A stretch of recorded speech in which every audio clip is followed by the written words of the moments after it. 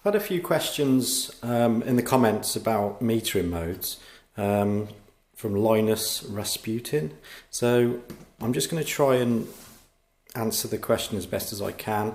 Do it from a wedding photography point of view. If you're photographing weddings, you've obviously got a lot of different cameras you can choose from full frame now. Some of them haven't got dual card slots. Some have got, they're pretty much the same metering modes though. So let's just go through metering quickly if you don't know what metering is. So through the lens metering is what Canon are using, Nikon, most of them. Obviously very simple metering. Light comes through the lens, is reflected off the subject, so if it's my hand. A spot meter reading might be from a very tiny area of my hand, so a percentage of the centre of my hand. And evaluative would be mixing all the metering from the whole of my hand and trying to come up with an exposure. And centre weighted is wider than spot, so it's just probably might be 50% of the centre of the image. Now each one, I mean I've used them all over the years, but 12 years ago I obviously started doing weddings and stopped using metering completely through the lens metering. I don't think many wedding photographers are still working like I do, but this might interest you. I don't use metering at all. The method I use for using the camera and working manually is to have an outside reading, which I found 12 years ago, which is basically based on the aperture of 5.6, 200th of a second, 1/200, 1/200th, and that's because of flash sync as well, which I'll go into. So I use 1/200, I use 200 ISO, and I use 5.6. Now 5.6 is universal through every image, so that's from 200mm down to 24mm using the two lenses. And so I'm not using metering at all. This has got to be about metering, so let's work out why you wouldn't want to use metering at a wedding. There's going to be a lot of comments thinking I'm crazy for saying this, but obviously it's a personal point of view, and you'll find there'll be a few of the older photographers or people that are doing a lot of weddings that will agree with this. Imagine I'm photographing a bridal preparation and it's a white manor house, and we've got the bride in a white wedding dress and she's just come out the front door. So everything is white. So all of the light is reflecting off the dress and off the bride, and it's falling my meter. So first image will be grey. So we've got a grey wedding dress and a grey building. And as I turn round, I see the bride's father in his black suit. He's getting out of the car, and his dark blue car, and I turn round, photograph him with his reaction to the bride just coming out of the manor house, and everything is black. So you've got the black suit and a dark car, and now my meter is trying to make everything grey again, so it's actually not black suit anymore, it's a greyer suit, so it's overexposed. So it underexposed the bride, now it's overexposed father of the bride. I found this instantly. You know, when you first start doing weddings with digital film, to be honest with you, was not the end of the world. You had incredible latitude with the files. It's not the end of the world. Exposure didn't have to be spot on, and what anybody tells you, film is incredible exposure latitude. You can go very wrong and come back with the results. But as soon as you started using the 5D Mark I, as I say 12 years ago, the first wedding I shot in AV, and there's only one wedding I shot in AV, aperture priority, and I just found the results were so inconsistent.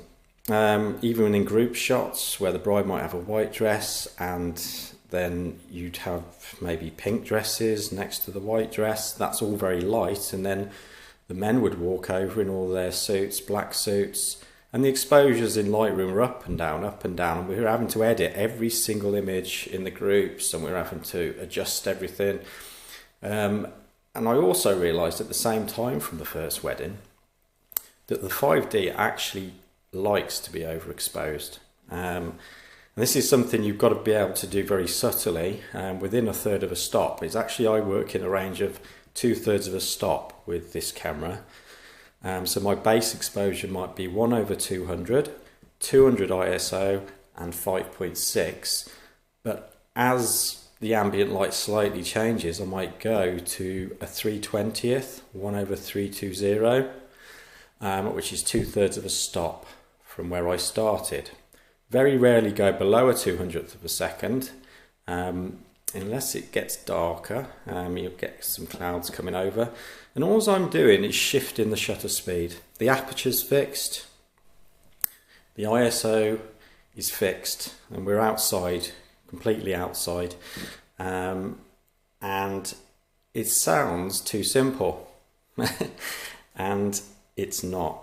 This was basically, well, not the same figures, but it's if you open a film packet, if you open a 35mm film packet, you will actually start seeing where I got this from. And it's a very simple technique. It's been around forever.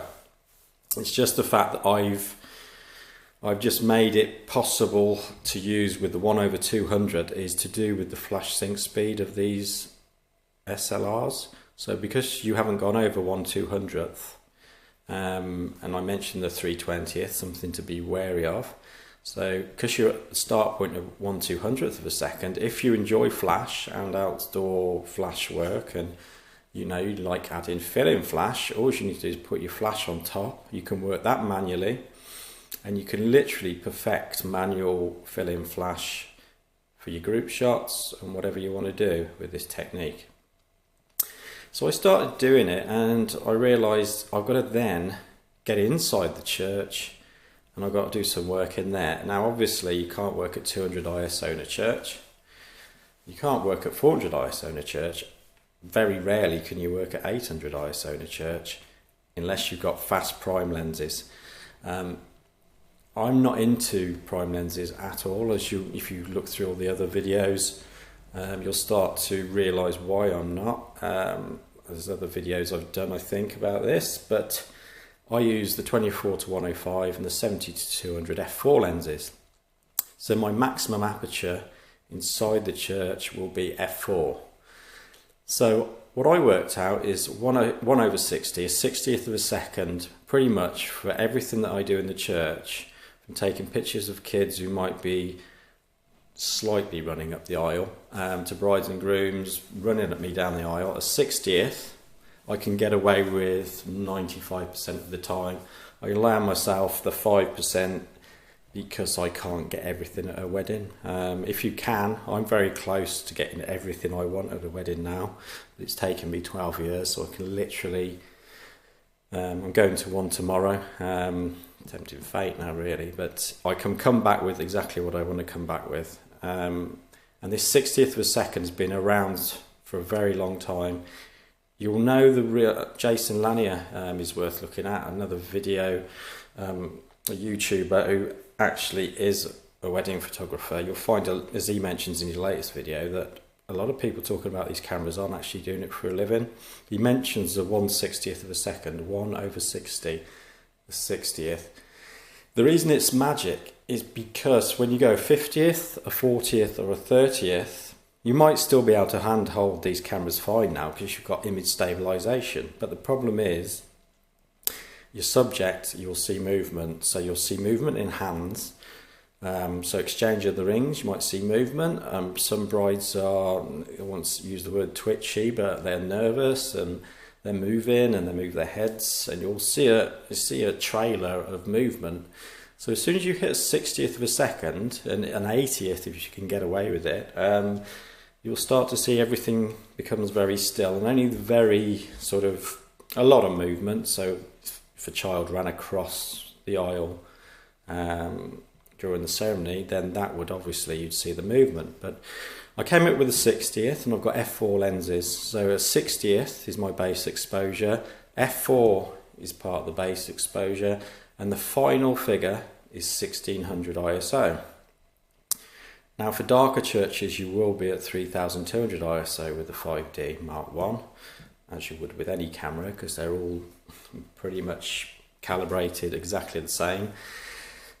Pretty much, as I say, you'll be amazed how many different cameras are slightly different, which I'll go into one day. But with the 5D Mark I, a 60th at f4 and 1600 ISO will give you 50% of churches without too much stained glass. As soon as you get stained glass and they go on the darker end of things and they haven't been so good with the lighting, they might have just a few spotlights, you'll be at 3200 ISO. So my base exposure is based around that, and all I do with the 60th at f4 3200 is I do the whole wedding inside at that. Hard to believe, but you'll be amazed. Just walk around a church, dial it in, and go walking around a church. Everyone should do it. This is not relying on any metering at all. As I say, I don't touch metering. Metering is, through the lens metering is based on light hitting your subject. If your subject's black, it won't reflect as much light back towards your camera. It will absorb it and it will fool the meter and you'll get a bad exposure. If it's white, it will reflect a lot of light back through the lens and you'll end up with underexposure, except for if you've got a Nikon, because miraculously Nikons know what's in front of them, but we won't go into that. How can they possibly know? But I have to say Nikons, in my opinion, have got very, very good metering. And you'll find a lot of AV shooters tend to be Nikon, and they are good. And if you want to go that route, that's fine. But this system, I've never changed it because it works. Base exposure outside, base exposure inside. This follows through for the inside wedding venues. It just follows you around.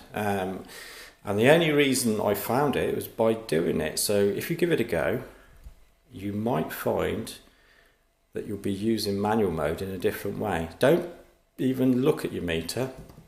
Just start using the base exposure outside, 1/200.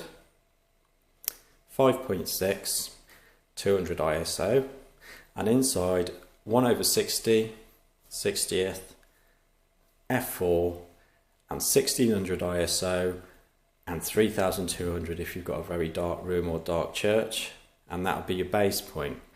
Now the outside exposure, there's only one caveat on this, and people will run out and it'll be sunny and they'll say, the comments below are not going to be great.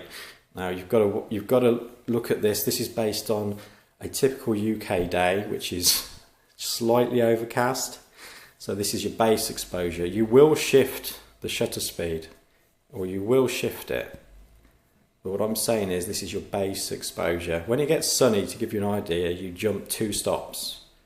So as soon as that sun comes out and it's a full sun lit day, and you're doing a subject, I mainly photograph. 90% of what I do is into the light. That's where the 200th comes from. 200th or 3/20th comes from shooting towards the light. But if you're forced that you've got the sun behind you or to the side, what you're looking at is 2-stop shift. So you literally can do that on your hands. And if you go 200th and then you go sort of 500th-ish and then 1,000th, you'll find that 1,000th of a second, 1/1000, will be a full sunlit subject. So that's 1,000th, 5.6 aperture, and ISO 200.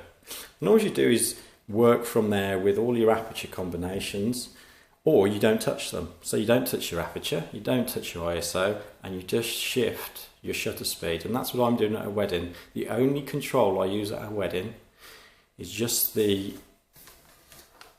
I'll show you exactly what I'm doing at a wedding. If it focuses, I'm just shifting. That's all I'm doing all day, just shifting. Just a few, 3/20th, 200th.